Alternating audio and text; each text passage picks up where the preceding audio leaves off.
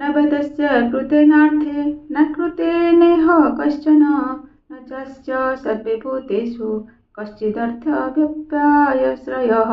ସେହି ମହାପୁରୁଷଙ୍କର ଏହି ବିଶ୍ୱରେ କର୍ମ କରିବାରେ କୌଣସି ପ୍ରୟୋଜନ ରହେ ନାହିଁ କିମ୍ବା କର୍ମ ନ କରିବାରେ କୌଣସି ପ୍ରୟୋଜନ ରହେ ନାହିଁ ତଥା କୌଣସି ପ୍ରାଣୀ ସହିତ ମଧ୍ୟ ତାଙ୍କର କିଛି ବି ସ୍ୱାର୍ଥ ସମ୍ବନ୍ଧ ରହେ ନାହିଁ। ତସ୍ମାଦସକ୍ତ ସତତଂ କାର୍ଯ୍ୟକର୍ମ ସମାଚର असक्तो ह्याचरन् कर्म परमात्मते पुरुषः।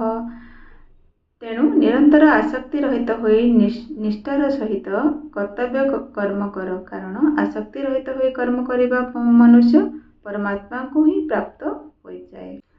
कर्मण्येव हि संसिद्धि मस्तितं जनकादयः लोक संग्रहमेवापि संपश्यन् कर्तुमर्हसि।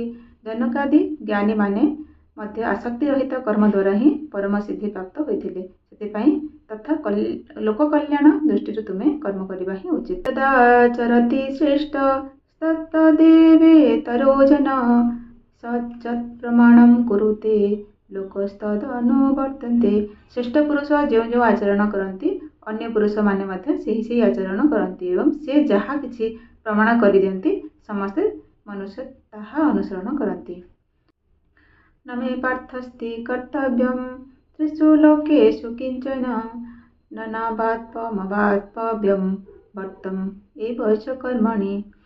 हे अर्जुन, तीन लोकरे मो पाई कौनसी कर्तव्य नाही, कौनसी प्राप्ति योग्य वस्तु मते अप्राप्य नुहे, तथापि मो कर्मरे ही लागि रहिछि। यदि ह्यहं न वर्तयं जातु कर्मण्यतन्द्रितः मम वर्मानुवर्तन्ते मनुष्याः पार्थ सर्वस्य। कारण हे पार्थ, यदि कदाचित मो सावधान होई कर्मरे लागि न रहे तेबे बड़ क्षति होइजिव, कारण मनुष्य माने सब दिगरु मोरी मार्ग अनुसरण करती।